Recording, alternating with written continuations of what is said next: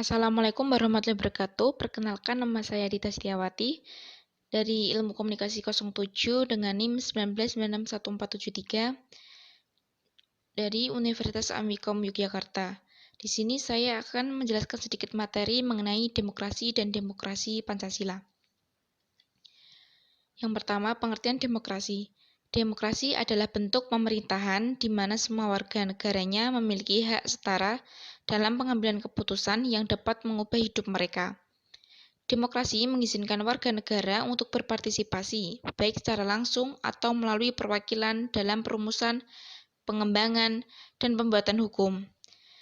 Demokrasi mencakup kondisi sosial, ekonomi, dan budaya yang memungkinkan adanya praktek kebebasan politik secara bebas dan setara. Demokrasi juga merupakan seperangkat gagasan dan prinsip tentang kebebasan beserta praktek dan prosedurnya. Demokrasi mengandung makna penghargaan terhadap harkat dan martabat manusia. Kemudian ada jenis-jenis demokrasi. Yang pertama, demokrasi langsung. Yang kedua, demokrasi tak langsung. Yang ketiga, demokrasi presidensial. Yang keempat, demokrasi parlementer. Yang kelima, demokrasi otoriter. Yang keenam, demokrasi partisipatif. Yang ketujuh, demokrasi Islam. Yang kedelapan, demokrasi sosial. Yang pertama, pengertian demokrasi langsung. Demokrasi langsung adalah ketika warga negara dapat memilih kebijakan secara langsung tanpa perantara atau majelis parlemen. Jika pemerintah harus mengesahkan undang-undang atau kebijakan tertentu, diserahkan pada rakyat. Demokrasi langsung dapat dipraktekkan dalam negara yang populasinya kecil, berpendidikan, dan secara politik memiliki kesamaan. Yang kedua, demokrasi tak langsung.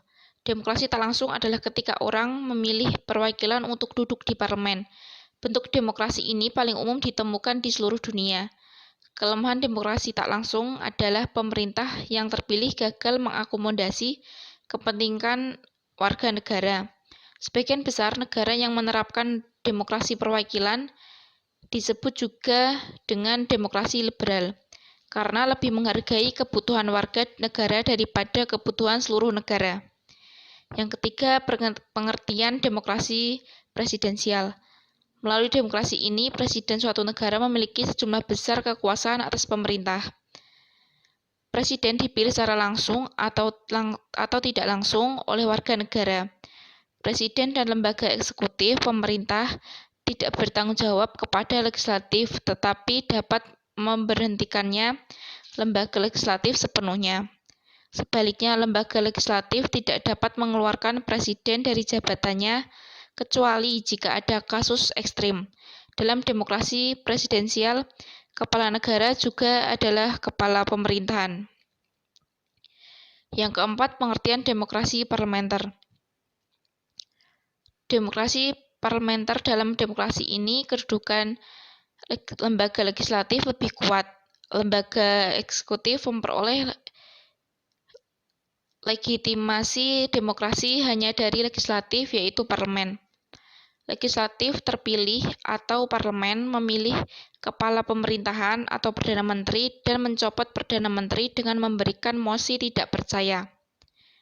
Kepala negara atau presiden berbeda dari kepala pemerintahan atau perdana menteri dan keduanya memiliki tingkat kekuasaan yang berbeda-beda. Namun, dalam kebanyakan kasus, presiden adalah raja yang tidak memiliki kekuasaan seperti di Inggris atau kepala adat istiadat seperti di India. Yang kelima, pengertian demokrasi otoriter. Demokrasi otoriter terjadi ketika hanya elit yang merupakan bagian dari proses parlementer. Individu-individu tertentu diizinkan memilih kandidat, tetapi orang biasa tidak dapat. Karena itu, pada akhirnya hanya elit penguasa yang memutuskan berbagai kepentingan populasi negara. Yang keenam, pengertian demokrasi partisipatif. Demokrasi partisipatif ini adalah kebalikan dari demokrasi otoriter. Ada berbagai jenis demokrasi partisipatif, tetapi semuanya sama, yaitu untuk menciptakan peluang bagi semua anggota populasi untuk memberikan kontribusi dalam proses pengambilan keputusan, dengan memecah negara menjadi jaringan kecil dan memberdayakan politik akar rumput berbasis masyarakat. Demokrasi ini menghargai musyawarah dan diskusi, bukan sekedar memilih. Saat ini, tidak ada negara yang secara aktif mempraktikkan bentuk demokrasi ini. Meski teori-teorinya masuk akal, penerapan nyata dengan pendekatan ini penuh komplikasi. Yang ketujuh, pengertian demokrasi Islam. Demokrasi Islam, bentuk demokrasi ini berupaya untuk menerapkan hukum Islam ke dalam kebijakan publik dengan tetap mempertahankan kerangka demokrasi. Demokrasi Islam memiliki tiga karakteristik utama, yaitu para pemimpin dipilih oleh rakyat, semua orang tunduk pada hukum syariah termasuk para pemimpin harus berkomitmen mempraktikkan Syariah. Syariah menandakan badan politik ada pada tempatnya untuk konsultasi tentang masalah apapun. Ini adalah prinsip dasar sistem politik Islam yang direkomendasikan dalam Al-Quran. Negara-negara yang memenuhi ketiga karakteristik ini, seperti Iran, Afghanistan, dan Pakistan. Negara Islam lain seperti Arab Saudi cenderung pada bentuk rezim otoriter daripada negara demokrasi. Yang ke-8, pengertian demokrasi sosial. Demokrasi sosial muncul sebagai reaksi terhadap kebijakan neoliberal dalam ekonomi internasional. Demokrasi sosial bertujuan memberdayakan negara atas pasar neoliberal, pengeluaran negara untuk memberikan layanan gratis daripada swasta yang terlalu mahal. Negara fokus pada penyediaan pendidikan gratis atau layanan kesehatan gratis sehingga orang tidak harus bergantung pada perusahaan. Kemudian prinsip-prinsip demokrasi. Yang pertama, kedaulatan rakyat. Yang kedua, pemerintahan berdasarkan persetujuan dari yang diperintah. Yang ketiga, kekuasaan mayoritas. Yang keempat, hak-hak minoritas. Yang kelima, jaminan hak asasi manusia. Yang keenam, pemilihan yang bebas, adil, dan jujur. Yang ketujuh, persamaan di depan hukum. Yang kedelapan, proses hukum yang wajar. Yang kesembilan, pembatasan pemerintah secara konstitusional. Yang ke-10, pluralisme sosial, ekonomi, dan politik. Yang ke-11, nilai-nilai toleransi, praktisme, kerjasama, dan mufakat. Kemudian azas pokok demokrasi, pengakuan partisipasi rakyat dalam pemerintahan, misalnya pemilihan wakil-wakil rakyat untuk lembaga perwakilan rakyat, secara langsung, umum, bebas, dan rahasia, serta jujur dan adil. Dan pengakuan hakikat dan martabat manusia. Misalnya adalah tindakan pemerintah untuk melindungi hak-hak asasi manusia demi kepentingan bersama. Kemudian ada ciri-ciri suatu pemerintahan yang berdemokrasi. Adanya keterlibatan warga negara atau rakyat dalam pengambilan keputusan politik, baik langsung maupun tidak langsung atau perwakilan. Kemudian adanya pengakuan, penghargaan, dan perlindungan terhadap hak asasi rakyat atau warga negara. Adanya persamaan hak bagi seluruh warga negara dalam segala bidang. Adanya lembaga peradilan dan kekuasaan kehakiman yang independen sebagai alat penegakan hukum. Adanya kebebasan dan kemerdekaan bagi seluruh warga negara. Adanya pers atau media massa yang bebas untuk menyampaikan informasi dan mengontrol perilaku dan kebijakan pemerintah. Adanya pemilihan umum untuk memilih wakil rakyat yang duduk di lembaga perwakilan rakyat. Adanya pemilihan umum yang bebas, jujur, adil, dan untuk menentukan atau memilih pemimpin negara, pemerintahan, serta anggota lembaga perwakilan rakyat. Yang terakhir, adanya pengakuan terhadap perbedaan keagamaan, suku, agama, golongan, dan sebagainya. Kemudian pengertian demokrasi Pancasila. Demokrasi Pancasila adalah suatu sistem demokrasi yang berdasarkan pada azas kekeluargaan dan gotong royong yang bertujuan untuk kesejahteraan rakyat. Memiliki kandungan berupa unsur-unsur kesadaran dalam berreligius, menjunjung tinggi kebenaran, budi pekerti luhur, dan kecintaan, berkesinambungan, dan berkepribadian Indonesia. Demokrasi Pancasila merupakan demokrasi yang konstitusional, berdasarkan mekanisme kedaulatan rakyat di setiap penyelenggaraan negara dan penyelenggaraan pemerintahan menurut konstitusi, yaitu Undang-Undang Dasar 1945. Kemudian asas demokrasi Pancasila.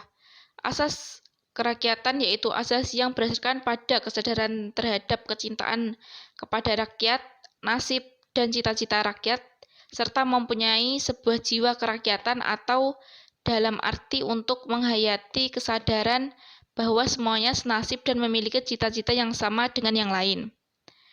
Asas musyawarah untuk meraih mufakat, yaitu asas yang berdasarkan pada memperhatikan dan sikap menghargai aspirasi dari seluruh rakyat yang berjumlah banyak dan melewati forum permusyawaratan dalam rangka untuk pembahasan dalam menyatukan segala macam pendapat yang keluar dan untuk mencapai mufakat, yaitu yang dijalankan dengan adanya rasa kasih sayang dan pengorbanan agar mendapatkan kebaikan bersama-sama.